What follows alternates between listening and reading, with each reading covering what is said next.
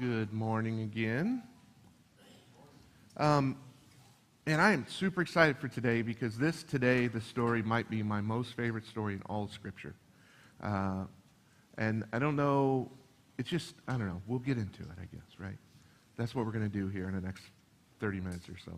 But as we do that, I do need a favor, and I may have pre-set this up because I didn't want to ask for a volunteer and stand up here and nobody put their hand up. So I'm going to ask John Magerlin to come up now. He is, if you haven't met the Magerlins, am I saying your last name right? Yeah. Okay, all right. Because there was some debate the other day in the office whether we said it right or not. So John and Mallory, great young couple. Actually, no, you don't have to do anything other than just sit here. Yeah, it's very... So, it's really a simple thing for you to do. All you have to do is sit there, and I'm going to tell a story. It is, and it's funny how much you can see out there, isn't it? Like everything that happens in this building, I can see up here. Yeah, yeah. You know, people drinking coffee. I can see when you're drinking your coffee. Okay, talking to your neighbor, napping, all those things I can see. Okay, so all I need you to do is just hang out and just kind of look straight forward. And I'm going to tell a story, and I just want you to see what's in this cup. What is that? Water in the cup, okay. So I'm just going to stand here, and I'm going to tell a story. So I have this friend, okay, and his name is Nick Wilkes. I've talked about Nick in here before. Nick is the student pastor at Chapel Rock Christian Church.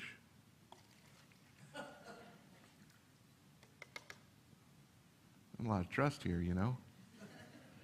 I'm really appreciating this. This makes me feel good.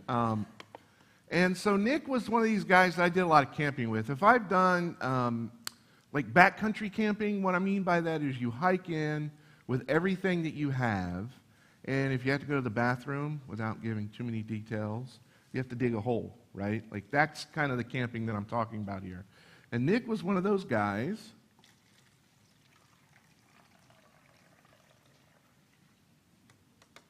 that I would love to camp with, because Nick was one of those guys that if I went out and camped with Nick, I knew that everything was going to be okay, because Nick was a guy that I called the Chuck Norris of the outdoors.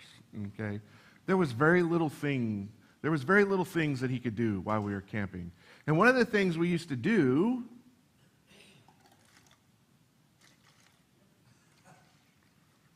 was we would, this is over your head, by the way, I just want you to know that. Okay. One of the things that we would do is he got this harebrained idea, him and another friend of ours, Matt Cutler, who is actually one of the directors for an organization called Mission Indy, a mission in Indianapolis. And we got this harebrained idea one time. We were going to kayak the entire White River, right? 353 miles. Starts up in a farm field somewhere. This is a crazy thing. It starts up in a farm field somewhere up in like Delaware County, and then becomes what that river that you see in Muncie, if you've ever been up that way, and then comes all the way down through, it actually comes through Spencer, through McCormick's Creek, and goes all the way down into the Wabash. And we had this idea that we were going to kayak the entire 353 miles. Not at the once, okay? But we decided over the course of some time we would do that. And Nick was one of those guys that, like the first day we did it, it poured on us, right? I have a picture of Nick sitting in a kayak on the shore of the White River with this little umbrella that he bought that was like attached to the side of his kayak, but it wasn't tall enough to fit over his head, so he was down like this as we're trying to stay dry in the White River. And what we would do is we would just camp wherever we could find. And one of those places was actually a little island just north of 82nd Street, Indianapolis.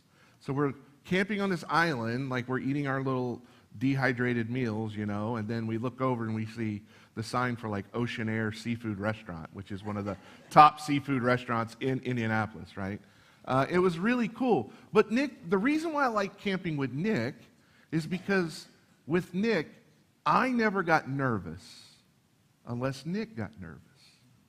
And when Nick Wilkes would get nervous camping, it was time for me to panic, right? It was probably time for me to panic, right? And so that was one of those things that I always just looked at and I went, you know what? If Nick is comfortable, if I can trust Nick, then everything is okay, right? So we've just done a little bit of a trust exercise here with John. And John now has to decide whether he trusts me or not. You don't have to. I will. You will. All right, so here we go. On three. 1, 2, 3. Oh, he had some trust there, didn't he? But he flinched, right? John, thank you. That's all I needed, man. I appreciate it.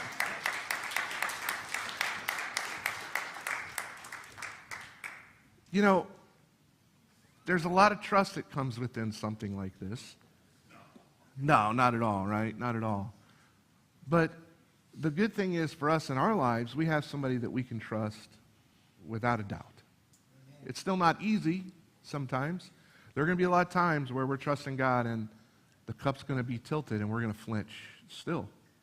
And reality is, I wouldn't trust myself, be honest with you. Like with that, I would be very nervous because I did middle school ministry for 6 years, and, you know, those kids need to be doused every once in a while. Right, so that brings us to our big idea for today. Genuine faith is a response to the presence and power of Christ, leading us to trust Him completely with our deepest needs and fears. So we're going to go through Mark chapter 5. We're going to read 21 through 43 today. And I think this is a great story that talks about just this faith and trust. And it's kind of two pieces. And so we're going to look at it in 4 points this morning. So we're going to go ahead and open up our Bibles to Mark chapter 5, verse 21. Mark chapter 5, verse 21.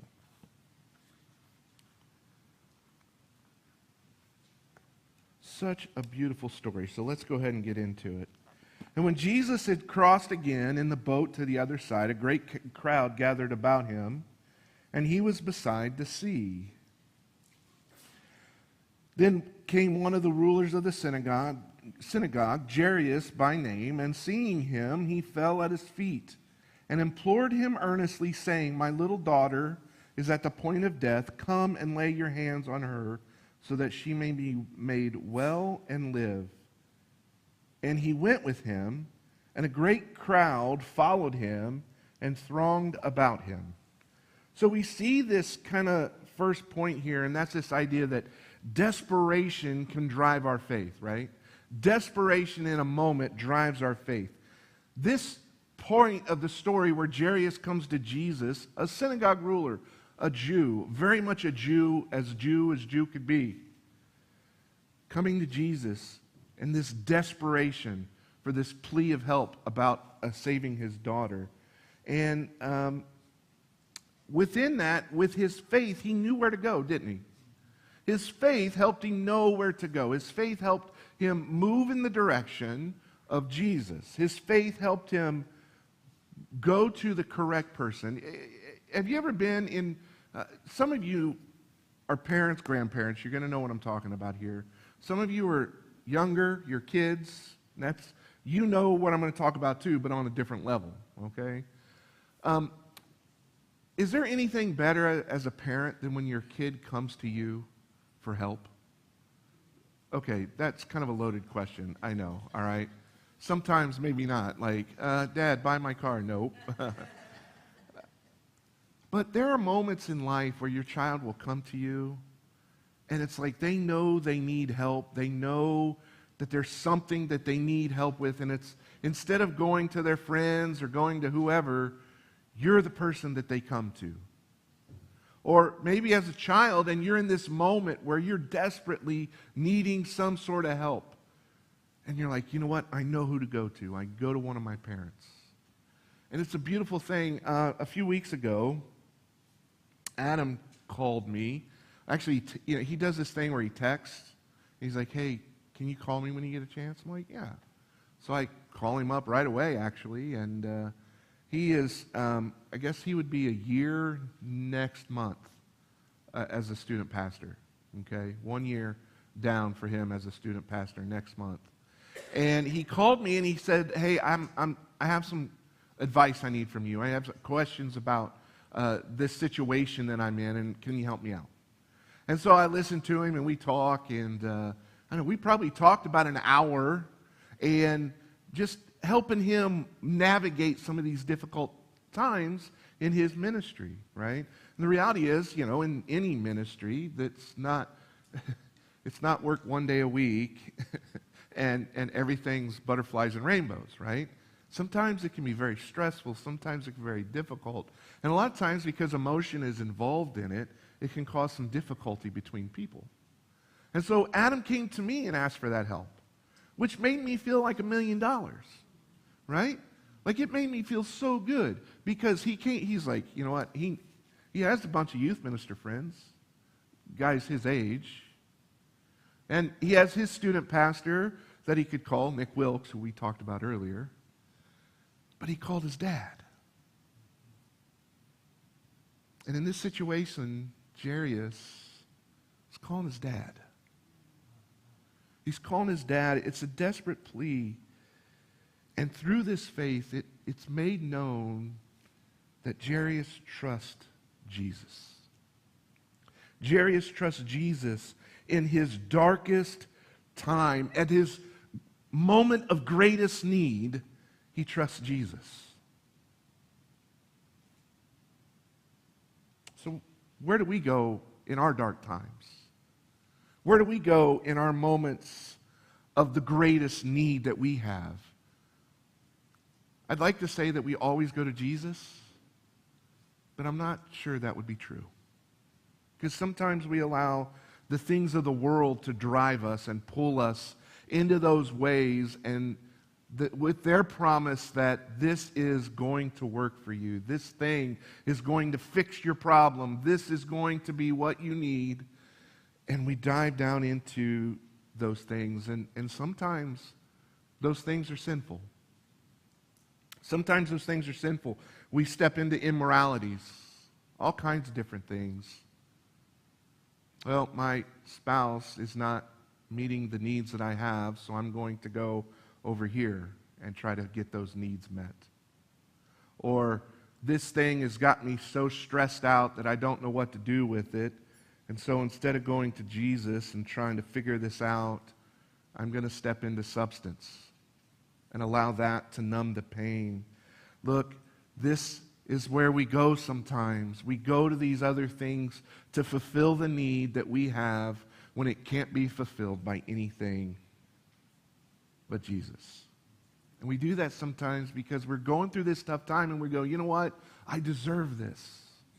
I deserve this thing that I'm going to do to try to, quote unquote, numb the pain. But all those things do is take life away from us. Instead, we need to go to the one that's the life giver.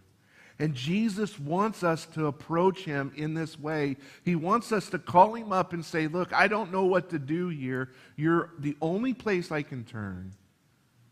And he goes, yes, come to me, my child. Come to me, my child. And when we go to God in faith, it builds our trust as he provides for us in a timely manner, in his time, his manner, that only he can understand. You see, there's one of those things about this is that we can't see the whole situation. We can't see everything that's happening. We can't see all the pieces that are in work around what we're doing. Because a lot of times we get that tunnel vision, don't we? It's almost like we have those blinders on that you put on horses so they can't see things beside them. And instead of seeing all these areas that need to be worked with, we focus on the one thing, and that's our pain. But instead, we need to go to God, who builds that faith, and then through that, we can build that trust. You know, sometimes our timing is not God's timing. Sometimes our timing, what we want with the way the timing to happen, it's not what God has ready for us. And Jairus is getting ready to learn this. He's getting ready to find this out as, in our story, an important distraction, or interruption is a better way to say it, is about to happen. Look at, starting with verse 25.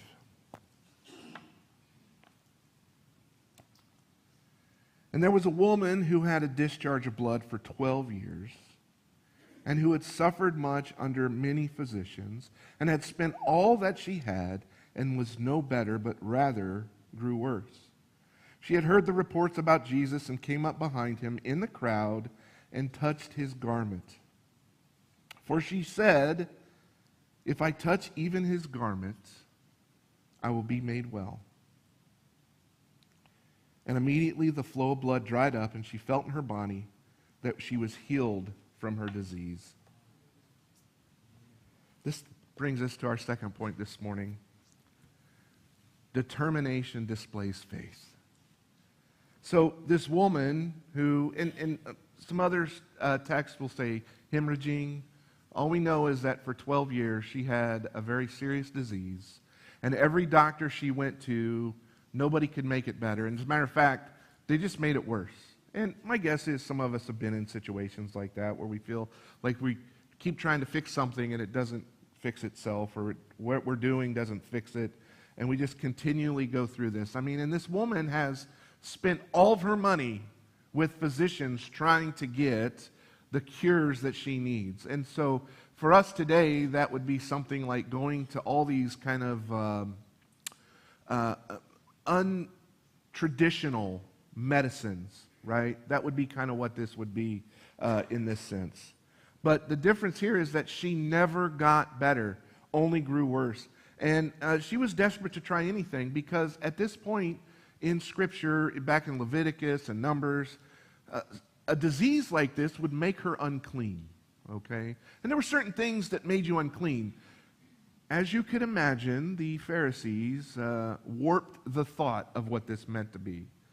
The concept here was that when you were unclean, you had to do things to make yourself clean, because coming into the presence of the Lord was important, okay? And so it was a way to put that importance on the presence of being in God's presence, okay? The Pharisees obviously took it way farther than what God ever intended it to be, and made it almost that those people were outcast. And this is not something that you could say was this woman's fault, that it was like this. And so she couldn't go to the temple to worship. She couldn't go to the synagogue to be and listen to preaching. She couldn't even go into crowds like this, because anybody she touched would become unclean as well. And so for her to step into this situation is some of the greatest bravery I've ever seen in Scripture. And this is why this story just is so powerful to me.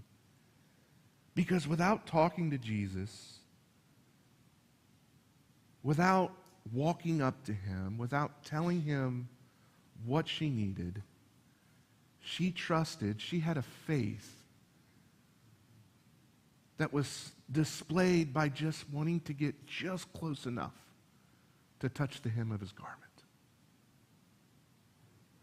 And she was healed. She was desperate to try anything that she could, even if that meant sneaking into a large crowd, taking the chance that somebody would notice her, and just touching the hem of Jesus' garment. In her darkest moment, at her lowest point, she reached out to Jesus. And she was healed because of her faith. She was healed because of her determination that led her in this faith to trust Jesus. You remember the movie? It's probably, I was trying to think, I could have looked it up actually, and I didn't. Finding Nemo. Anybody remember that movie? Back forever ago. Again, it's one of those things where you start thinking like, oh, was that movie No, my children were children back then, and so it was definitely a while ago that it came out. But there was this one scene, so for you who'd never seen the movie, I'm going to give you some spoilers. Nemo is this little clownfish that gets, he goes and touches a boat. we'll leave it at that. And if you've seen the movie, you know why I'm going to say it that way. And gets taken by this diver and ends up in a fish tank somewhere, which is pretty humorous, actually. It's really a good movie. And so his dad's looking for him. Thus the name Finding Nemo. And his dad gets these swim goggles that has this address, but he can't read because he's a fish, right? Well, he meets this other fish who's a little crazy in the head, and she can read. So she reads the address, and now for some reason they know where to go. Maybe they had Google Maps, I don't know. And they start swimming to this place to get Nemo, to get this guy's son back. Well, they drop the goggles in the very deep part of the ocean. And now they're scared because these fish are not traditionally like deep water fish, right? And so Dory, which is, I don't even remember what type of fish she is, but you probably do, and it's probably driving you crazy right now that I don't. Anyway, the crazy one, or Dory, she's like, when I don't know what to do, I just say to myself, just keep swimming. Just keep swimming. And then she starts singing this song about just keep swimming. And then they swim down into the deep part of the ocean and get these goggles and swim back, right? There's more to it than that, but you'll have to watch the movie. The point is, we need to, in a sense, the same way, just keep going, right? There are going to be times in our lives where it's dark and it's deep, and we're going to not know where to go, what to do, how to move in that direction, but we need to keep pushing forward just the same way this woman did. In her faith and trusting God, she kept moving forward. She kept pushing forward. She just kept swimming. And sometimes that's all we can do, is just try to take one step in front, one step in front, one step in front, until we get to that point where we can reach out to Jesus. In our darkest and lowest moments in life, we need to reach for Jesus. We need to trust through faith in his power to heal and restore. This kind of faith compels us to overcome our barriers and doubts. It completes us. It compels us to keep moving forward, knowing that in our faith, even with the smallest steps forward, God is with us, and he's continuing to restore us. We need to keep moving forward. We need to not give up. Even when times are tough, God is with you. And now this woman understands this, doesn't she? She understands this through her faith and trust in Jesus, that she's just been healed. But then Jesus stops and he calls to her. Look at verses 30 through 34 with me.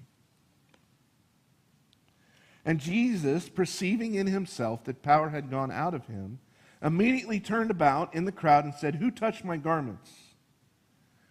This next part is kind of humorous. I hope it's here for humor, because, and it says this, and his disciples said to him, "You see the crowd pressing around you, and yet you say, 'Who touched me?'"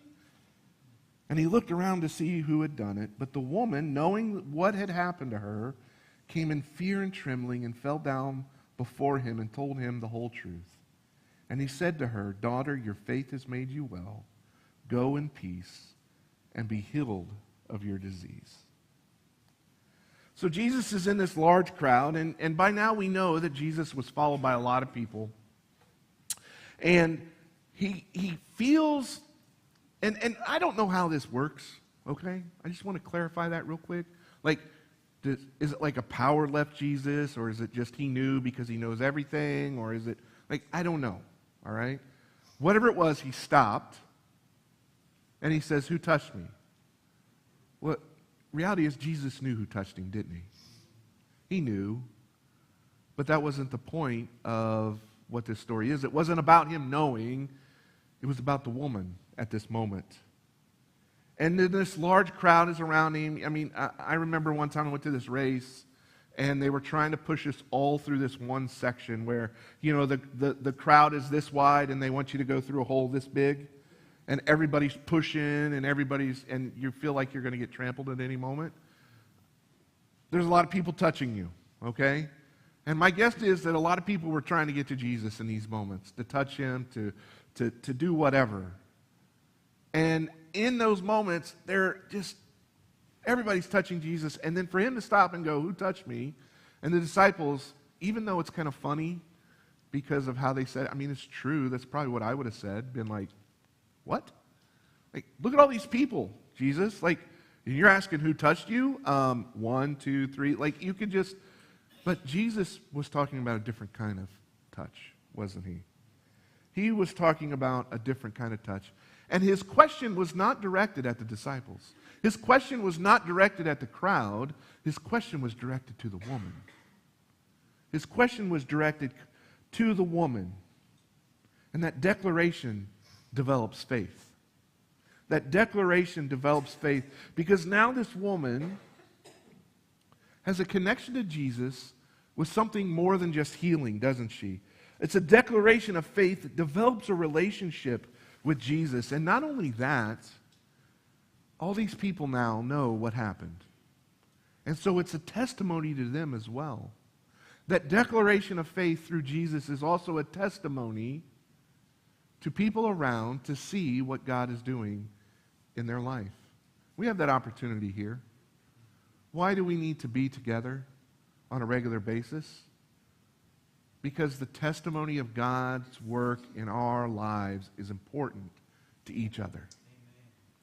To each other. Because in those moments where maybe you feel like God's not helping you, He's there and you don't feel like He's there. Maybe you're here and God's working over here, but somebody else in this place steps over and goes, hey, God's working here. Here's what He did in my life. And now you can connect to that, and there's an extra level of place for you to trust God, and that faith comes greater, doesn't it? But while one victory is declared with this woman being healed, a tragedy is being realized in our verses. Let's continue reading Mark 35.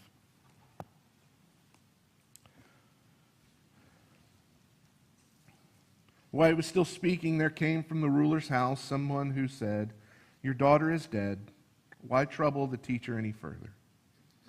But overhearing what they said, Jesus said to the ruler of the synagogue, do not fear, only believe. And he allowed no one to follow him except Peter, James, and John, and the brother of James. They came to the house of the ruler of the synagogue, and Jesus saw a commotion, people weeping and wailing loudly. And when he had entered, he said to them, why are you making a commotion and weeping? The child is not dead, but sleeping.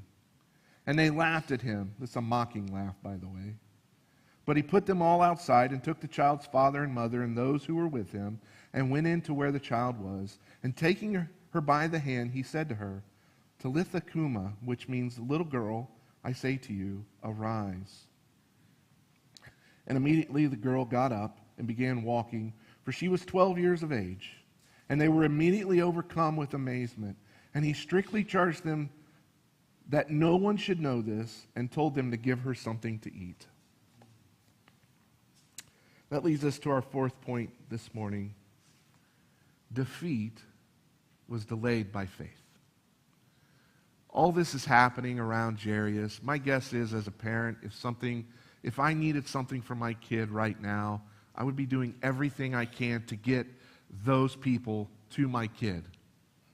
And for this moment to happen where they're on the way, the crowd is already being annoying enough and slowing things down. But now this thing with the woman happens. We don't know how long that truly took. We don't know how long Jesus spent with her. But my guess is Jairus was like getting very anxious. Lord, please come. We need to go to my child. We need to get there now. And then somebody from Jairus' house shows up and says, don't bother the teacher any longer. Your child has passed. I never want to know what that's like in that moment. And I know we have people that have. And my heart breaks for them. But Jesus is telling them the same thing. Jesus is telling us the same thing that he told Jairus. Do not fear. Only believe. Only believe. This belief, this faith, it leads to trust. This trust, there's a trust there that no matter what, God's way is the best way. And this is a tough concept sometimes for us to get our mind around because we want God to do what we want him to do. Instead, we need to allow God to do what God needs to do and align ourselves up with that idea, that will that God has. And we don't understand God's way. I know that's a very kind of duh thing to say, right? We don't understand God's way, but here's what we can do. Even in those moments, we can trust God to provide through his way, that he will overcome our fear and he will restore our life. Even when the tough times happen, we can trust God to walk with us. We can trust God that he's going to provide for us. Do not fear, only believe. And right now, today, God's telling you, do not fear, only believe. Have faith, because that faith will lead to trust. And when we trust God, there's no better place to be than in that moment. Do not fear, only believe. And maybe this morning God's reaching out to you saying, hey, you've lived in fear long enough. You've lived in fear longer than you should. It's time for you to trust in me. It's time for you to not fear, but to trust in me. And if that's you this morning, if you're ready to make that first-time decision, to follow God, to be a part of who he is, to allow him to be that washes away your sins, I pray you come forward this morning so that we can walk with you in that moment. Maybe you just need that extra time of prayer this morning. We would love to pray with you. We'd love to be here for you this morning, to walk with you in that way. If you maybe this is the place you've said, you know what, this is where we want to be as members of this church, to serve alongside what God is doing here at Smithville, because that's the idea, right? It's not about what we want. It's not about telling God, here's what you need to do. It's about looking where he's working and joining in there. And if you've decided that this morning, I ask you to come forward as well. Why don't you stand with us as we sing our invitation song? If you have a decision to make, pray that you make it this morning.